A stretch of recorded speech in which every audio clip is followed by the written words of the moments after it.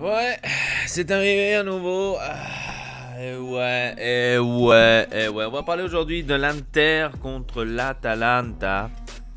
Donc, un partout pour les deux équipes. Ouais, il faut dire que c'était chaud. C'était chaud pour l'Inter, hein. C'était chaud parce que voilà quoi. C'est toujours chaud quand l'Inter joue, de toute façon. Surtout quand il y a l'Atalanta qui joue contre nous, on dirait c'est le nouveau Cristiano Ronaldo qu'on va découvrir à un moment à l'autre, hein. C'est toujours comme ça. Mais bon, qu'est-ce qu'on veut faire? C'est comme ça. Piemonte Calcio, campione d'Europa, campione d'Europa, sto cazzo. Campione d'inverno. Ça, on s'en bat les couilles. De toute façon, après, ils vont perdre le Scudetto, on le sait. Voilà, donc c'est comme ça. Rien à dire. Et c'était encore du luxe. Qu'on a eu. Parce que le 1 partout, on va dire que c'était vraiment chanceux, hein, parce que l'Atalanta a pratiquement dominé 60 minutes du match, hein, tout simplement. Les 30 premières minutes, c'était à l'Inter. Rien à dire, franchement, les 30 premières minutes, plus ou moins, hein, 30 premières minutes, l'Inter a dominé, a bien joué. C'est pour ça aussi qu'ils ont fait le premier but et tout. C'était extrêmement bien construit et tout. Ça fait plaisir de revoir Asensi, etc. Ici et là. Après les 30 minutes de la première mi-temps, l'Atalanta a su sortir, l'Atalanta a su se montrer supérieur, il faut le dire, hein, supérieur à tout. Et voilà, donc après ça s'est déroulé comme ça s'est déroulé. Après, il faut remercier aussi Handanovic qui a su arrêter ce penalty, parce que sinon on aurait perdu 2-1. Voilà, sans problème, quoi, parce que c'était comme ça, quoi.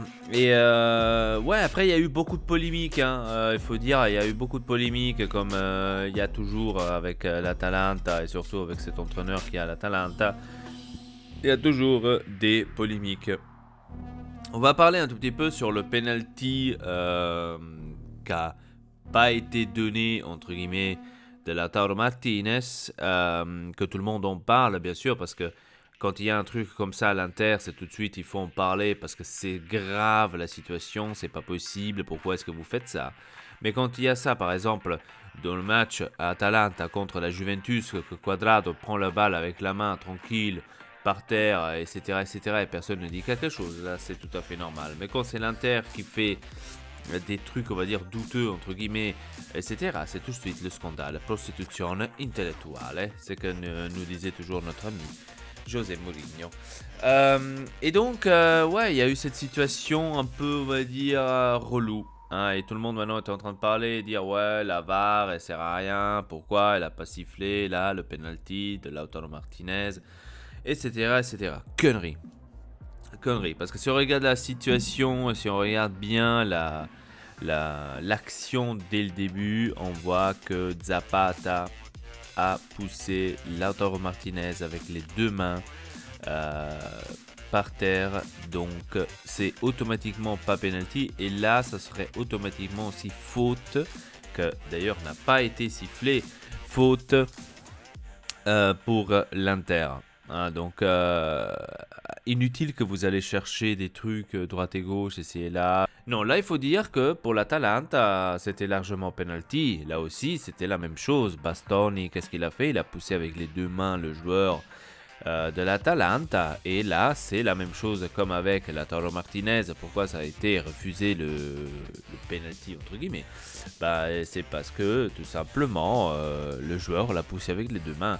Et là c'est la même chose avec Bastoni, parce qu'il faut se mettre aussi de l'autre côté. Il faut se dire, si moi je suis un supporter de l'Atalanta, qu'on me donne pas un penalty comme ça, quand de l'autre côté il y a eu Lautaro Martinez qui est tombé à cause de Zapata avec le poussage des deux mains, c'est voilà, c'est penalty aussi ou pas, et on dit que non, et après tout à coup moi j'ai penalty comme ça, enfin j'ai vraiment un penalty comme ça parce qu'il a fait la même chose et que tu me le donnes pas, c'est un peu relou quand même. Donc là c'était penalty. Après bien sûr qu'Andanovic l'a pris, ça c'est une autre chose, ça c'est au penalty c'est toujours 50-50, là nous on peut rien y faire, c'est toujours 50-50. Mais voilà, c'est des épisodes comme ça que des fois c'est vraiment incompréhensible. Gasperini c'est un gobbo di merda, cioè Gasperini va a fanculo, cioè c'est un gobbo di merda. Il n'y a pas d'autre mot à dire, c'est un gobbo di merda sto Gasperini del Car. Non mais sérieux, toujours quand il y a un truc que ça doit aller contre l'Inter, il est là, il est présent, il va encore devant les caméras et parler de la merde. Donc cet Inter, on peut rien dire les gars. Franchement, si c'est maintenant, c'est fini le premier tour de la Serie A, enfin le premier tour du championnat, c'est terminé donc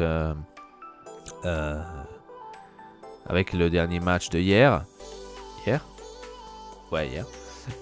Et donc qu'est-ce qu'on peut dire de cette première partie de la Serie A de l'Inter? Je pense que c'est magistral. Magistral, parce que si on m'aurait dit au début du championnat, si on m'aurait dit écoute, quand tu arrives à la fin de la première partie du championnat, tu vas être deuxième avec 2 points d'arrière de la Juventus, en ayant 40, on a combien là, 42 points, je vais pas vous dire des conneries. En ayant 40 et quelques points maintenant, je sais pas, je suis en train de voir si j'arrive à le voir vite fait, parce que l'application toujours elle se cache quand je dois regarder un truc, c'est relou, hein, je vous dis. C'est un peu relou toute la chose, la chose elle est bizarre, hein. Bizarre cette histoire. 46 points, pardon, 46, je crois qu'on était à 42.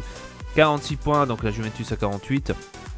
Donc si on m'aurait dit ouais, à la fin de la première partie l'Inter aura 46 points et sera derrière la Juventus pour 2 points et sera quand même première pendant un moment avec la Juventus, et ben probablement au début du championnat je vous aurais dit arrêtez de me prendre par le cul, parce que je sais très bien qu'avec Vecino je ne pourrais pas, ou avec Gagliardini je ne pourrais pas faire ça.